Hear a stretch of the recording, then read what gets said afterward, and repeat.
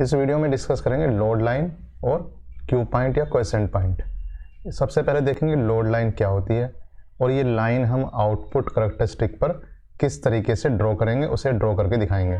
इसके बाद देखेंगे कि लोड लाइन की इंपॉर्टेंस क्या है, इससे हम क्या क्या कंक्लूजन निकाल सकते हैं, और इस पे हम देखेंगे कि ऑपरेटिंग पॉइंट का मतलब क्या होता है और कब उस ऑपरेटिंग पॉइंट को हम क्वेसेंट पॉइंट या क्यू पॉइंट कह सकते हैं, तो उससे क्या कंक्लूजन्स निकल सकते हैं, इसको हम डिस्कस करेंगे। चलिए शुरू करते हैं।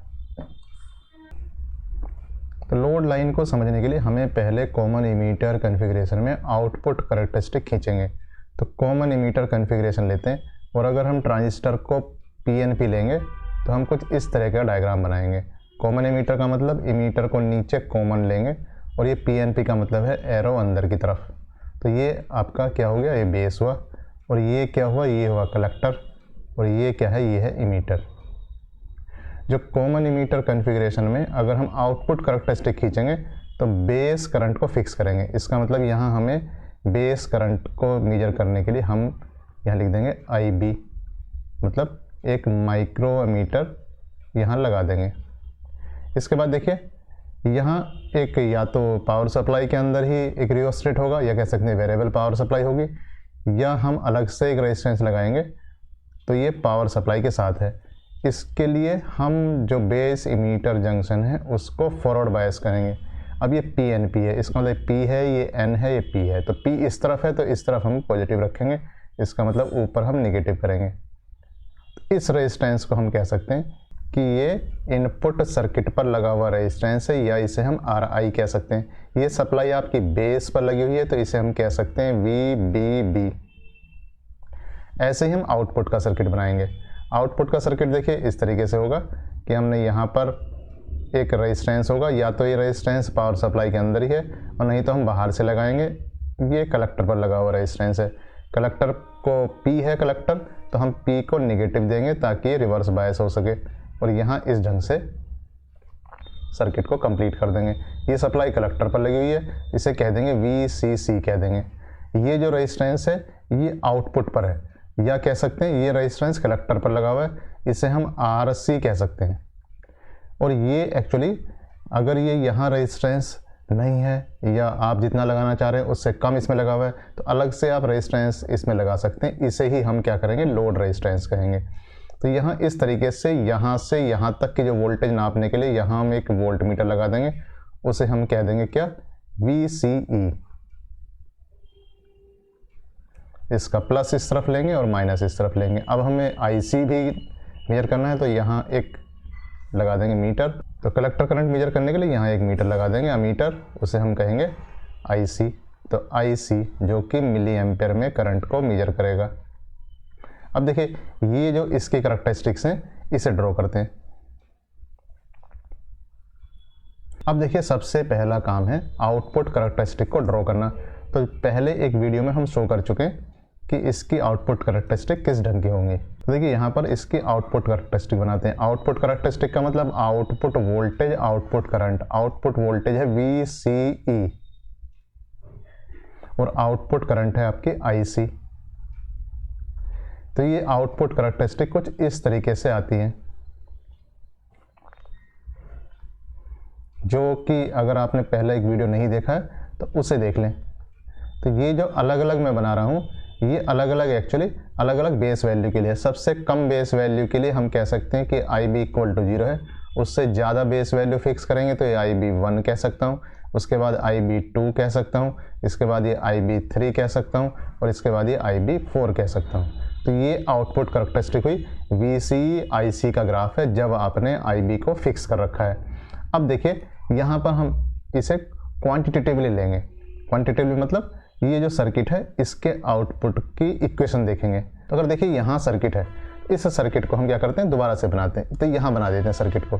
तो यहाँ अगर हम इस आउटपुट सर्किट को दोबारा से बना दें तो कुछ इस तरीके से बनेगा कि हमारे पास एक ट्रांजिस्टर है जिसका यहाँ बेस है, ये कलेक्टर है, ये इमीटर है, इमीटर को ग्राउंड किया हुआ है, कलेक्टर पर एक रेजिस्टेंस है, और रेजिस्टेंस के बाद पावर सप्लाई का नेगेटिव यहाँ दिया हुआ है, तो आपने कह दिया -VCC यहाँ पर है, और ये कितना है, ये RC है, और यहाँ से यहाँ तक की जो वोल्टेज है इसका नाम है VCE।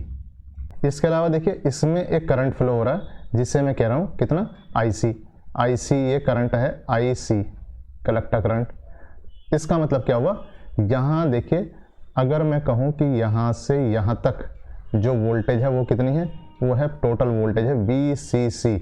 इतनी जो वोल्टेज है वो कितनी है, ये है VCE, और इतनी वोल्टेज यहाँ से यहाँ तक इस रेजिस्टेंस के ऊपर कितनी है ICRC। तो इसकी मैं इक्वेशन बनाकर लिख सकता हूँ। तो इक्वेशन हो जाएगी VCC equal to ICRC plus VCE। अब देखिए यहाँ पर हमारे पास दो वेरिएबल हैं VCE IC, तो हमें उसे उसी फॉर्म में रखूँगा। तो इसे हम क्या करते हैं ICRC इस तरफ ले लेते हैं equal to minus VCE plus VCC। अब ये आपका वेरिएबल है, एक वेरिएबल ये है IC जो कि y एक्सिस पर है, एक वेरिएबल ये है जो कि x एक्सिस पर है। तो हम इसे कह सकते हैं y वेरिएबल जैसा काम करेगा और ये x की तरह काम करेगा। तो इसे दोबारा से इक्वेशन को लिखते हैं, ये हो जाएगा IC equal to -1/RC VCE plus VCC/RC। इसका मतलब ये जो इक्वेशन है इसकी जो पॉसिबिलिटी की इक्वेशन है वो एक स्ट्रेट लाइन की इक्वेशन है। तो ये जो इक्वेशन हुई ये स्ट्रेट लाइन की इक्वेशन हुई। इसका स्लोप कितना है, इसका स्लोप है -1/RC, मतलब लोड रेजिस्टेंस का अपोजिट। इसलिए इस लाइन का नाम हो जाता है क्या, लोड लाइन। इसे हम ऐसे भी कह सकते हैं कि ये ट्रांजिस्टर पर लोड के इफेक्ट को शो करती है लाइन। दूसरा देखिए इंटरसेप्ट कितना है इसका, इस लाइन का इंटरसेप्ट पॉजिटिव होगा, या कह सकते हैं इंटरसेप्ट, या कह सकते हैं वेयर इट कट्स कौन सी एक्सिस, y एक्सिस। y यहाँ क्या है, यहाँ y है IC एक्सिस, उसका वैल्यू कितनी है VCC/RC। और मैं कहूँ x एक्सिस को कहाँ मिलती है, where it cuts x axis, मतलब VCE एक्सिस को कट कहाँ करेगी, जब आप IC इक्वल टू 0 रखेंगे। तो इसमें अगर IC इक्वल टू 0 रख देंगे तो कितना हो जाएगा VCE इक्वल टू VCC। तो हमारे पास दो पॉइंट्स आ गए, x एक्सिस को कहाँ कट कर रही है, y एक्सिस को कहाँ कट कर रही है। तो हम इससे लोड लाइन को ड्रॉ कर देते हैं। तो चलिए फिर से उसी डायग्राम पर चलते हैं, आउटपुट कैरेक्टरिस्टिक पर, और हम लोड लाइन ड्रॉ करते हैं। तो हम यहाँ पर इसमें लोड लाइन ड्रॉ करेंगे। हमारे पास एक पॉइंट यहाँ क्या होना चाहिए, ये इंटरसेप्ट है, ये कितना था VCC/RC। यहाँ एक पॉइंट चाहिए, क्या था, x एक्सिस को कहाँ कट कर रही थी, या VCE एक्सिस को कहाँ कट कर रही थी, जहाँ VCE इक्वल टू VCC, और इसको मिलाने वाली एक लाइन होगी जिसका स्लोप कितना है, इस लाइन का स्लोप है -1/RC।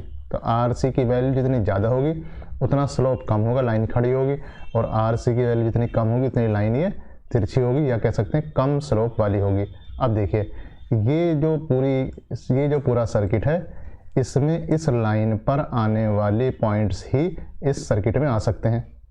इसका मतलब क्या हुआ, इसका मतलब ये हुआ, इसका क्या सिग्निफिकेंस हुआ, इससे क्या मतलब पता चला, इसका मतलब ये पता चला अगर हमने कहा कि IB2 हमने बेस करंट दिया हुआ है तो आपके पास ये पॉइंट आपका ऑपरेटिंग पॉइंट हुआ, क्योंकि बेस करंट आपने IB2 की वैल्यू, IB1 की कुछ वैल्यू है, ये IB2 फिक्स वैल्यू के लिए आपने पर्टिकुलर अगर बेस वैल्यू दी हुई है तो ये आपका ऑपरेटिंग पॉइंट है। जैसे ही आप IB की वैल्यू फिक्स करेंगे तो उस लाइन से इंटरसेक्ट करने वाला जो पॉइंट होगा वही आपका IC डिसाइड कर देगा।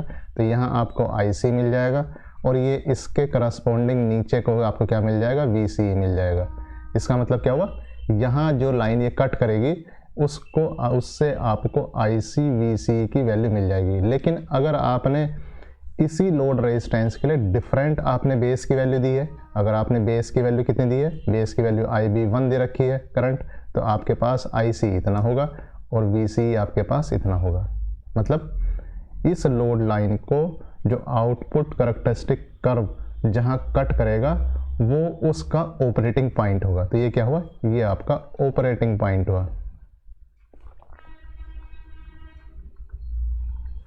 तो इस डायग्राम को फिर से सिंगल बेस के लिए बना देते हैं।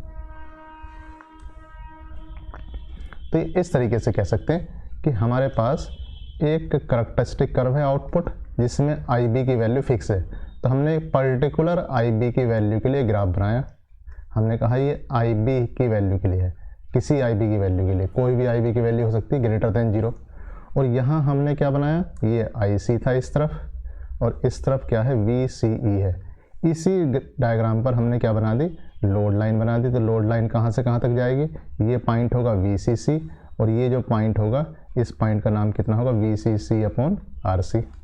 तो देखिए ये जो पॉइंट हुआ, यहाँ जो पॉइंट ये कट किया, इस पॉइंट का नाम क्या है, ये आपका ऑपरेटिंग पॉइंट है।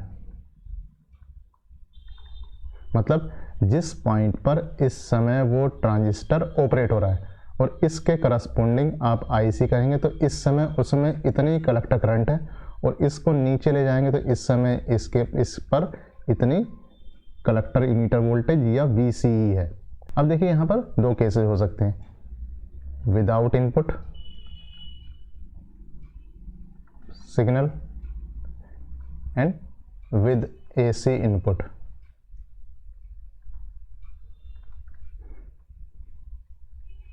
आपने इसे एम्पलीफायर की तरह यूज कर रहे हैं और आपने कोई इनपुट नहीं दिया हुआ। तो आपने कोई इनपुट नहीं दिया हुआ, तो ये जो बैटरी लगी हुई है उसकी वजह से करंट फ्लो हो रहा है। तो ये जो ऑपरेटिंग पॉइंट हुआ तब हुआ जब हमने सिग्नल नहीं दिया हुआ है, या कह सकते हैं वो जो सर्किट है वो एकदम शांत है, या कह सकते हैं ये जो पॉइंट होगा वो यहीं रुका हुआ होगा, वो इस पर इधर उधर मूव नहीं करता दिखाई देगा, या इसका नाम कह सकते हैं क्वाइसेंट पॉइंट।